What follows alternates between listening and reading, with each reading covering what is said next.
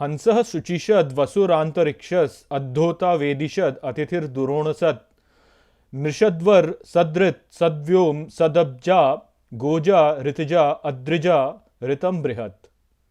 नमस्कार मित्रों। ये जो मंत्र है ये कठोपनिषद के दूसरे अध्याय की दूसरी वल्ली का दूसरा मंत्र है जिसे हम आज गहराई से समझेंगे। तो आइए सबसे पहले इसके अर्थ को समझते हैं। तो जो मंत्र वो कहता है, हंसः शुचिषद वसुर अंतरिक्षस, अर्थात हंस जो शुद्ध करने वाला, भीतर वास करके देखने वाला, अद्धोता वेदिशद अतिथिर दुरोणसत, अर्थात वेदी पर बैठा सब कुछ भोगने वाला, घर में बैठा अतिथि, नृषद्वर सदृत सद्व्योम सदब्जा, अर्थात मनुष्यों में जो श्रेष्ठ है, ऋत है, व्योम है उसका आधार, जो जल से जन्मा है, गोजा ऋतजा अद्रिजा ऋतम बृहत, अर्थात गो से जन्मा है, ऋत से जन्मा है, अद्रि से जन्मा है, व्यापक ऋत। तो यहां पर इस मंत्र में बहुत ही गहरे जो विचार है उनको प्रकट किया गया है। यहाँ पर बहुत ही तकनीकी भाषा का उपयोग किया गया है। जो यहाँ पे शब्द जिनका उपयोग है वो बहुत ही तकनीकी हैं, उनको ऐसे सीधे समझा नहीं जा सकता। तो यहाँ पर यम जो है वो नचिकेता से कह रहे हैं कि जो हंस है वह शुद्ध करने वाला है और वो भीतर वास करके देखने वाला है। वो वेदी पर बैठा है और वहाँ पे बैठ करके वे सब कुछ भोगता है। वेदी यहाँ पे यज्ञ की वेदी है, तो यज्ञ की वेदी पर वो बैठकर सब कुछ भोगता है और घर में बैठा हुआ अतिथि है। और मनुष्यों में जो कुछ भी श्रेष्ठ है, जो कुछ भी रित है, अर्थात जो अच्छा है या जो सही है, जिसे हम कहते हैं सही, राइट, जो रित है, जो व्योम है, अर्थात जो अंत आकाश जो है, जो चिदाकाश कहते हैं, उसका आधार जो है वह ही है। और वह ही आधार है जो जल से जन्मा है, या जो गो से जन्मा है, जो ऋत से जन्मा है, या अद्रि से जन्मा है। और इस प्रकार से वह व्यापक ऋत है। तो यहाँ पर बड़े ऐसे शब्दों का उपयोग किया गया है जो कि जो है बड़े घुमाने वाले हैं। जैसे यहाँ पर बोला गया है कि वह ऋत है और वो अद्रि है, वो गोजा है, गो से जन्मा है। तो ये जो बातें ये ठीक प्रकार से ऐसे समझ में नहीं आती कि क्या बोल क्या रहे हैं यहाँ पे हम। तो इसको आप यहाँ पे ऐसे समझिए कि जो हंस है वह, हम जानते हैं कि हंस के भीतर एक क्षमता होती है कि यदि दूध और पानी में मिला के हंस को दिया जाए तो हंस जो है वह दूध तो पी लेता है और पानी को छोड़ देता है। तो ये हंस की एक शक्ति है कि वह पानी को और दूध को अलग कर सकता है। तो ठीक इसी प्रकार से जो हमारे भीतर बैठा दृष्टा जो है, परम पुरुष जो है, ईश्वर जो है, जिसको कहा नहीं जा सकता, वह जो है वह हम सभी के भीतर बैठा है और भीतर बैठ करके वह सब कुछ देख रहा है। तो इसलिए बोला है कि भीतर वास करके देखने वाला, अंतरिक्षस बोला है, अंतरिक्षस। अब अंतरिक्षस क्या होता है? हम मूलतः सोचते हैं कि अच्छा अंतरिक्ष यानी वो जो आकाश में ऊपर जब हम चले जाते हैं तो वो अंतरिक्ष है। किंतु अंतरिक्ष को यदि आप देखें, ठीक तरह से इसको समझें, तो ये क्या है? अंतर और इक्ष, अंतर अर्थात भीतर और इक्ष अर्थात देखना। तो भीतर से देखने वाला अंतरिक्ष, तो वो अर्थ होता है वास्तव में अंतरिक्ष का। और क्योंकि चिदाकाश है, चिदाकाश में ही सब कुछ है, अर्थात जो बाहर का आकाश है और जो भीतर का आकाश है वो एक ही है।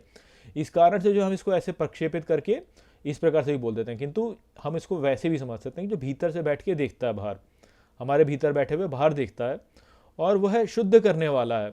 और वो वसु है, वसु अर्थात बैठा हुआ है, भीतर वास करता है वो वास्तव में सभी के भीतर वास करता है, वो संपूर्ण ब्रह्मांड में वास करता है वो। और जैसे कहा जाता है ना कि जो वहाँ पर है वो यहाँ पर भी है और जो यहाँ पर है वो वहाँ पर भी है। उस बात को हमने समझा था। वहाँ पे हमने क्या समझा था कि चिदाकाश जो है और जो बाहरी संसार में जो आकाश है वो वास्तव में एक ही है। तो इस प्रकार से जब हम पृथ्वी से ऊपर उठते चले जाते हैं और अंतरिक्ष में चले जाते हैं, तो वो जो अंतरिक्ष वाला आकाश है और जो हमारे भीतर वाला आकाश है वास्तव में एक ही है। ऐसा नहीं है कि वो दो अलग अलग हैं, वो एक ही है। तो ये बात हमको समझनी है। और बोल रहे हैं कि वेदी पर बैठा सब कुछ भोगने वाला है वो। तो वेदी पर बैठा सब कुछ भोगने वाला है, यहाँ पे अर्थ क्या हुआ? जो हमारे भीतर बैठा, हमारे भीतर अग्नि है। हम जो भी कुछ भोगते हैं, हम जो भी खाना खाते हैं, उसको हम अपने भीतर की जो अग्नि है उसी में अर्पित कर देते हैं।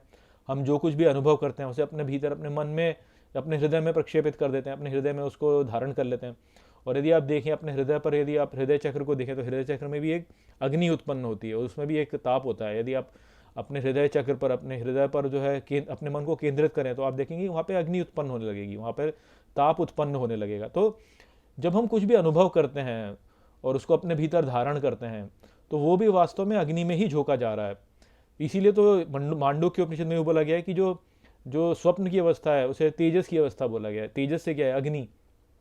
तो हम अपने भीतर धारण कर लेते हैं, अपने मन में धारण कर लेते हैं, वो भी वास्तव में अग्नि में ही झोंका जा रहा है। तो जो हमने जो अनुभव किया या जो हमने भोगा, किसी भी प्रकार का भोग, भोजन वाला भोग या कोई भी विषय भोग, वो दोनों ही भोग जो है वास्तव में भीतर, हमारे भीतर जो अग्नि है उसमें हम डाल देते हैं उसको, और वो ही वेदी है वास्तव में। तो उस वेदी पर बैठा सब कुछ भोगने वाला, अर्थात भोक्ता वह ही है।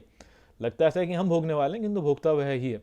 घर में बैठा अतिथि, अर्थात ये हमने पिछले मंत्र में समझा था, पुरम एकादश द्वारम, तो 11 द्वारों वाला जो पुर है उसको जो जानता है, तो वो जो घर है 11 द्वारों वाला, उसमें बैठा अतिथि जो है वो ये है, अर्थात शरीर को चलायमान करने वाला जो है वो ये है। और जो भी कुछ हमारे भीतर श्रेष्ठ है, जो भी कुछ हमारे अंदर ऐसा है जो कि धर्म के अनुकूल है, जो भी हमारे अंदर, जो भी हम अनुभव करते हैं, जो भी हमारे भीतर का जो जो व्योम है, जो आकाश है, जो कि बाहर की ओर प्रक्षेपित हो रहा है फिर, और जब भी हम बाहर के संसार को देख रहे हैं वो भी वहीं से आ रहा है, उसका आधार वो ही है वास्तव में। और फिर वो कहते हैं कि वो जल से जन्मा। अब यहाँ पे जल से जन्मा नहीं बोला, उन्होंने बोला अब्जा, यानी अप से जन्मा। अप का मूलतः जो हम अनुवाद करते हैं वो ये करते हैं कि अप ये अर्थात जल, किंतु अप जो है उसको यदि और गहरे से समझा जाए तो वही हमारा जो चिदाकाश, हमारे भीतर जो है का जो अनुभव हम करने की जो शक्ति है वो जहाँ से आ रही है, जिस शून्यता से आ रही है, जिस अराजकता से आ रही है, जो वो वॉइड है जिसको कहते हैं, शून्य जो है, वो आप है वास्तव में। तो वहाँ से जो जन्मा है, गो से जन्मा। गो क्या है? गो यानी हमारा मन, बुद्धि, चित्त, अहंकार और हमारी जो इंद्रियां, ये तो इनसे जन्मा वो गो है। गो को हम कई बार गाय समझ लेते हैं, वो भी है, किंतु गो का जो तकनीकी अर्थ है वही है हमारी इंद्रियां, मन, बुद्धि, चित्त और अहंकार, ये सब मिला के जो गो है, जिसकी गति होती है, जो गति करता है, कभी ऊपर जाता है, कभी नीचे जाता है, कभी ऊंची योनि में जाता है, कभी नीची योनि में जाता है। फिर रित से जन्मा, अर्थात जो धर्म से जन्मा है, जो सही दिशा में जाने वाला है, जो होगा अंततः, जो जीतेगा अंततः, जिस दिशा में सब कुछ को जाना ही है, रित, वो उससे जन्मा। और अद्री, अद्री का यहाँ पे अर्थ जो हो रहा है वो, अद्री से बहुत सारे अर्थ हो जाते हैं। अद्री से जो है आप पहाड़ बोल सकते हैं, या अद्री को जल भी बोला जाता है, और अद्री को जो है अग्नि भी कई बार बोल दिया जाता है।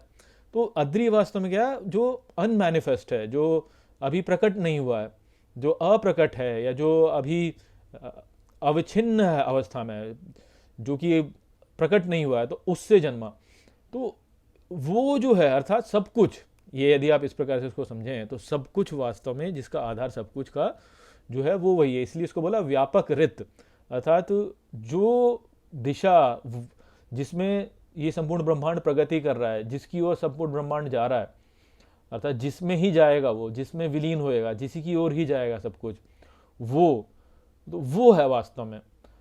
तो यहाँ पर ये बात कही गई, ये बात बहुत ही उलझी हुई सी और गहरी सी बात है, किंतु आपको ऐसे ही समझनी होगी, इसको और किसी तरीके से बताया नहीं जा सकता, ये भाषा में भी ढंग से इसको समझाया नहीं जा सकता, किंतु है ऐसी ही बात यहाँ पर। तो वो संदेश था यहाँ पर। आशा करता हूँ कि मैंने इस मंत्र को आपको अच्छे से समझा दिया होगा। चलिए इसी के साथ इस वीडियो को हम यहीं पे समाप्त करते हैं। नमस्ते।